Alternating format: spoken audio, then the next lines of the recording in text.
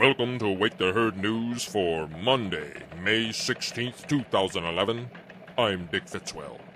The Lansing City Council is expected to vote on the fiscal 2012 budget tonight that will need to close a roughly $14.7 million deficit. At one time, that number was expected to be $20 million, but an addition of $4.5 million in state revenue sharing and $3.3 million in additional employee concessions reduced that number.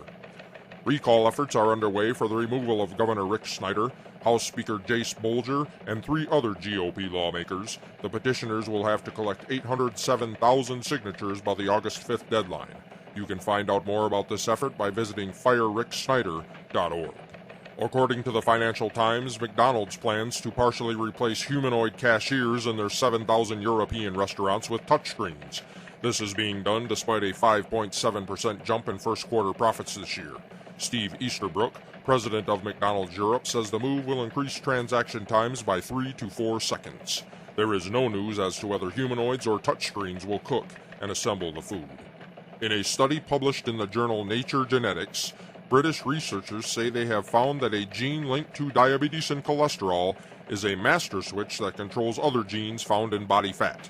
This development could help in the search for obesity-related diseases, which in the United States account for 10% of medical spending. The Obama administration has approved 204 new waivers to the health care reform law over the last month. The total number of waivers are now 1,372. To see an updated list of all the waivers, including many involving businesses in our local area, visit our website, lansingandbeyond.com.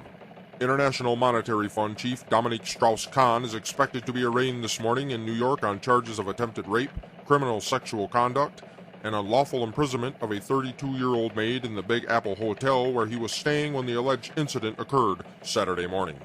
The 62-year-old's arrest has put a twist in the 2012 French presidential elections, as Strauss-Kahn was expected to enter the race as the leading Socialist Party candidate. In other bankster news, U.S. Treasury Secretary Tim Geithner says that if Congress fails to lift the nation's debt ceiling and the U.S. defaults on its obligations, quote, this abrupt contraction would likely push us into a double-dip recession, unquote.